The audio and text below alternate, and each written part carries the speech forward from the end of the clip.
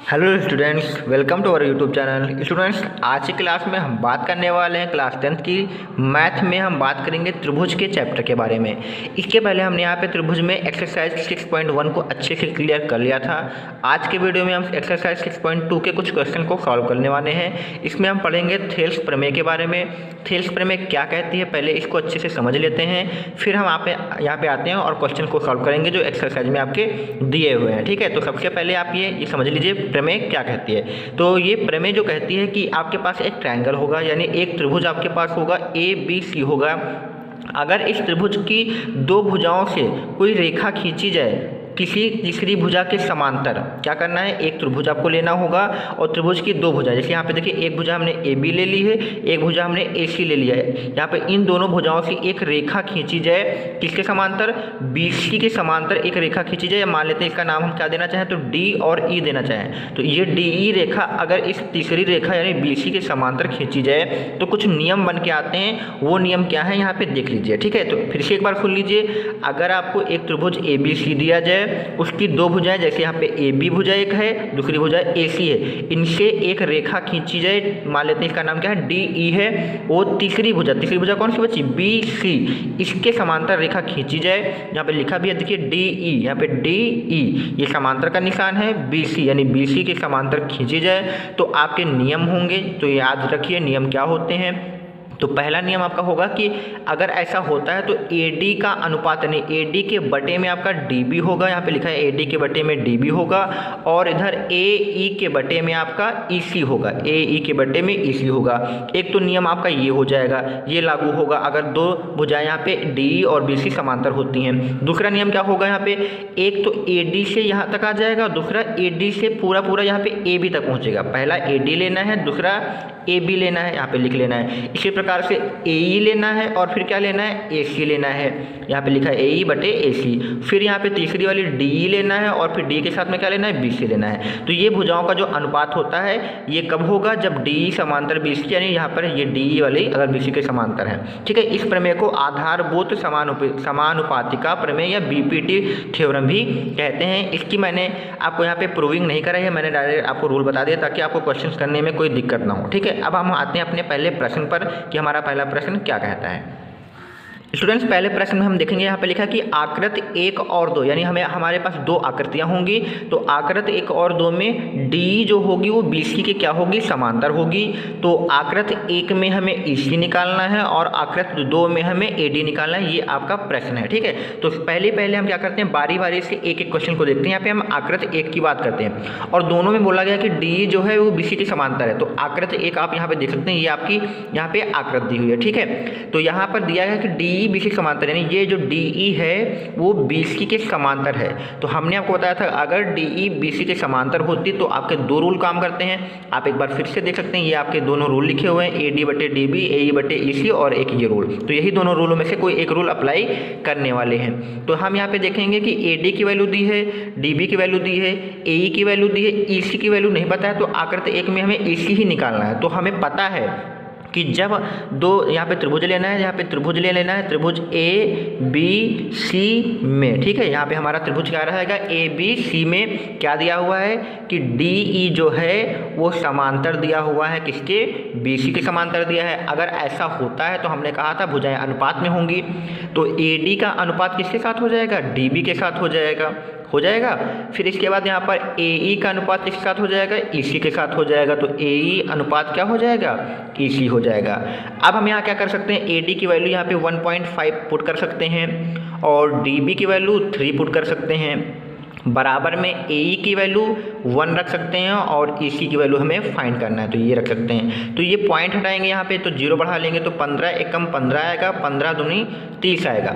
अब ये हमारा 1/2 बचा है, ये 1/EC है, तिरछा गुणा करा देंगे यानी क्रॉस मल्टीप्लाई करा देंगे। तो EC का जो वैल्यू निकल कर आ जाएगा वो EC बराबर 2 एकम 2 निकल कर आ जाएगा। तो पहले क्वेश्चन का आंसर यहाँ पे क्या हो जाएगा, 2 हो जाएगा। ठीक है, इसी प्रकार से हम यहाँ पे सेकंड क्वेश्चन करने वाले हैं। तो सेकंड क्वेश्चन में देख लीजिए, यहाँ पे पूछा गया है कि यहाँ पे देखिए ये वाली वैल्यू यहाँ पे नहीं दी गई है। ठीक है, आपको यहाँ पे याद रखना है ये AD यहाँ पे नहीं दिया गया, ये गलती से लिख गया है तो इसको हटा दीजिए। तो यहाँ भी दिया गया है कि डी जो है वो बी सी के क्या है, वो डी जो है बी सी समांतर है। तो हम इसमें भी लिख लेंगे कि त्रिभुज ए बी सी में क्या दिया है, हमें डी जो है वो बी सी के क्या है, समांतर दिया हुआ है। तो रूल हमारा क्या लगेगा, वही ए डी जो हमारा फिगर दिया हुआ है, ए डी बटे क्या होगा, डी बी हो जाएगा, और बराबर क्या होगा, ए ई बटे ई सी हो जाएगा। तो ए ई बटे ई सी हो जाएगा। अब ए डी की वैल्यू पता नहीं, क्योंकि हमें देखिए सेकंड क्वेश्चन में ए डी निकालना है, तो इसको हम ऐसे ही रखते हैं ए डी को।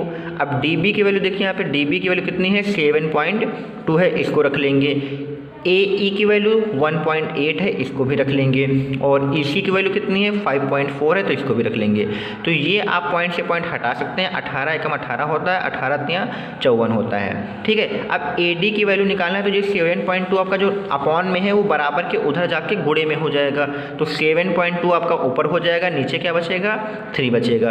अब आप क्या करेंगे, अगर 3 से इसको डिवाइड करेंगे तो 3 एकम 3 आएगा, 3 दूनी 6 आएगा, यहाँ पर 1 बचेगा, और 3 चौके 12 हो जाएगा। तो आपका यहाँ पे 24 आ जाएगा, और इसमें 1 अंक बाद पॉइंट है, तो यहाँ पे भी आप 1 अंक के बाद पॉइंट लगा देंगे। तो आपकी जो ए डी की वैल्यू है वो कितनी निकल आएगी, 12.4 निकल आएगी। तो दोस्तों इसी के साथ हमने पहला क्वेश्चन यहाँ पे सॉल्व कर लिया है, ठीक है। इसके बाद चलिए क्वेश्चन नंबर 2 देखते हैं। स्टूडेंट्स यहाँ पे प्रश्न नंबर 2 में लिखा हुआ है कि त्रिभुज पी क्यू आर की भुजाओं पी क्यू और पी आर पर क्रमशः ई और एफ 2 बिंदु स्थित हैं। तो यहाँ पे देखिए त्रिभुज दिया है कि पी क्यू आर दिया हुआ है, उसमें से पी क्यू और क्यू आर पर 2 बिंदु हैं, एक बिंदु ई हो जाएगा, एक बिंदु क्या हो जाएगा, एफ है। तो निम्न में से प्रत्येक स्थिति के अनुसार बताइए क्या ई एफ समांतर क्यू आर होगा। यानी यहाँ पे कुछ सवाल दिए हैं, हमारे पास 3 सवाल दिए हैं, तो हमने यहाँ पे अभी पहला क्वेश्चन ही नोट किया है, ठीक है। तो हम बारी बारी तीनों देखेंगे। तो पहला क्वेश्चन में पूछा गया है कि प्रत्येक में बताना है हमें कि ई एफ क्या समांतर क्यू आर की होगी। तो ई एफ यहाँ पे ये वाली ई एफ समांतर क्यू आर है कि नहीं, यही पूछा गया है यहाँ पे। तो हमने आपको बता रखा है कि जो ई एफ है वो समांतर क्यू आर, यानी जब 2 भुजाएं समांतर कब होती हैं, जब क्या रूल बैठेगा, या तो ए यहाँ पे पी ई बटे ई क्यू बन जाए, या पी एफ बटे एफ आर बराबर हो जाए, या फिर पी ई बटे पी क्यू हो जाए, या पी एफ बटे पी आर बराबर हो जाए। तो कोई भी 2 चीज़ें अगर बराबर हो जाएंगे तो हम कह सकते हैं कि ई एफ समांतर क्यू आर होती हैं। तो यहाँ पे देखिए पहले प्रश्न में पी ई की वैल्यू दी गई है, तो पहले प्रश्न में पी ई की वैल्यू 3.9 दी गई है। ई क्यू की वैल्यू की बात करें तो ई क्यू की वैल्यू 3 दी गई है। पी एफ की बात करें तो 3.6 दी गई है, और एफ आर की बात करें तो 2.4 दिया गया है। तो यहाँ पे पूछा गया समांतर, तो समांतर तब होंगी जब ये भुजाएं क्या होंगी, अनुपात में होंगी। तो अनुपात कैसा होना चाहिए, यहाँ पे पी ई बटे क्या होना चाहिए, ई क्यू होना चाहिए, इधर क्या होना चाहिए, पी एफ बटे क्या होना चाहिए, एफ आर होना चाहिए। अगर ये दोनों बराबर होंगे तो ई एफ समांतर क्यू आर होगा। तो हम चेक करते हैं कि बराबर है या नहीं है। तो पी ई की वैल्यू यहाँ पे देखिए 3.9 है, ई क्यू की वैल्यू कितनी है, 3 है, और पी एफ की वैल्यू आपकी 3.6 है, और एफ आर की वैल्यू कितनी है, 2.4 है। तो यहाँ पे क्या करते हैं, यहाँ पे अगर 3 से काटेंगे तो पॉइंट हटा के चाहे ऐसे कर लीजिए, 3 एकम 3 आएगा, 3 त्रिका 9 आएगा। तो यहाँ पर आपका निकल क्या आएगा, 1.9 आएगा। इधर अगर पहले हम पॉइंट से पॉइंट हटा लें, 12 दूना 24 होगा, 12 तियाँ 36 होगा, और बचेगा नीचे 2 और ऊपर बचेगा 3। तो 2 को 3 से डिवाइड करेंगे तो ये आपका निकल के आएगा 1.5। तो आप यहाँ पे देखते हैं कि दोनों साइड का जो अनुपात है वो बराबर नहीं आया। तो हम कह सकते हैं कि जो ई एफ और समांतर क्यू आर जो हैं वो नहीं है। तो पहले प्रश्न में तो यही निकल के आया कि जो ई एफ समांतर क्यू आर नहीं है। क्यों नहीं है, क्योंकि उनकी भुजाओं का जो अनुपात है वो बराबर नहीं आया है। तो हम कह सकते हैं तो ये अनुपात जो समांतर होंगे वो नहीं होंगे। तो पहले प्रश्न में तो नहीं है। इसी का दूसरा प्रश्न और तीसरा प्रश्न है, उनमें देखते हैं क्या ऐसा लागू होता है। चलिए इसका सेकंड पार्ट देखते हैं। सेकंड पार्ट में भी हमें यही बताना है कि क्या ई एफ समांतर क्यू आर है नहीं। तो इसमें भी हम वही करेंगे कि भुजाओं का अनुपात अगर बराबर आएगा तो समांतर होगा, वरना नहीं होगा। तो सबसे पहले यहाँ पे देखिए पी ई बराबर 4, तो यहाँ पे पी ई 4 दिया हुआ है। फिर क्यू ई आपका दिया हुआ है 4.5 दिया हुआ है, तो ये लिख लेंगे। पी एफ आपका 8 दिया हुआ है, और एफ आर यहाँ पे आर एफ कह सकते हैं 9 दिया हुआ है। तो हम यही करेंगे यहाँ पे पी ई बटे ई क्यू और यहाँ पे पी एफ बटे एफ आर। तो ये करके देखें यहाँ पे अगर बराबर आता है तो समांतर होगा। तो पी ई की वैल्यू यहाँ पे आपकी 4 दी हुई है, ई क्यू की वैल्यू 4.5 दी हुई है, पी एफ की वैल्यू 8 दी हुई है, और एफ आर की वैल्यू 9 दी हुई है। ठीक है, तो यहाँ पे सबसे पहले यहाँ पे पॉइंट हटा लेते हैं। और इसको काटते हैं तो ये 5 अट्ठे 40 आएगा और 5 नवा 45 आएगा। तो इधर की जो वैल्यू आई है 8/9 आई है, इधर की वैल्यू भी 8/9 है। तो यहाँ पर दोनों की तरफ अनुपात जो है वो सेम है, तो हम कह सकते हैं कि जो EF है वो समांतर QR है। तो यहाँ पर इसका जो राइट आंसर होगा वो समांतर हो जाएगा, क्योंकि भुजाओं का जो अनुपात है वो बराबर आया हुआ है। ठीक दिया है, PR बराबर दिया है, PE बराबर दिया है, PF बराबर दिया है। तो हमने यहाँ पे फिगर में मेंशन कर दिया। तो PQ की वैल्यू इस बार 1.28 पूरी दी हुई है और PR की वैल्यू यहाँ पे 2.56 पूरी दी हुई है। इस तरह PE की वैल्यू 0.18 दी हुई है और PF की वैल्यू 0.36 दी हुई है। तो यही पूछा गया है कि क्या EF समांतर QR है या नहीं है। तो हमें यही प्रूफ करना है कि EF समांतर QR है या नहीं, ये प्रूफ करना है। तो प्रूफ करने के लिए इस बार क्या करेंगे, अनुपात का नियम लगाएंगे, लेकिन अनुपात का नियम हम अपना दूसरा वाला लगाएंगे जिसमें हमने छोटी भुजा बटे बड़ी भुजा लिया था। तो यानी हम यहाँ पे क्या करेंगे, PE बटे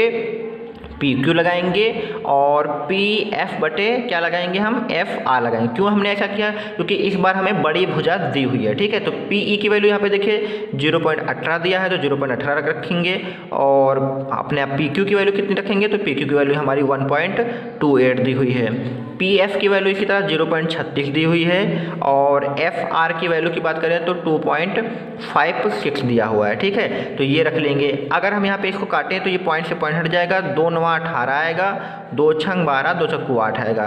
तो इसमें आपका बचेगा 9/64 बचेगा और इधर काटते हैं यहाँ पे तो पॉइंट से पॉइंट हटाएंगे तो 4 9 36 आएगा, 4 छंग 24 आएगा, 1 बचेगा तो 4 चौक 16। तो इसमें भी आपका 9/64 ही बचेगा। तो देखेंगे कि हमारे जो दोनों अनुपात हैं वो बराबर हैं, तो हम कह सकते हैं कि EF समांतर QR हो जाएगा। ठीक है, तो यहाँ पे EF समांतर QR है, तो इसका आंसर यहाँ पे ये हो जाएगा।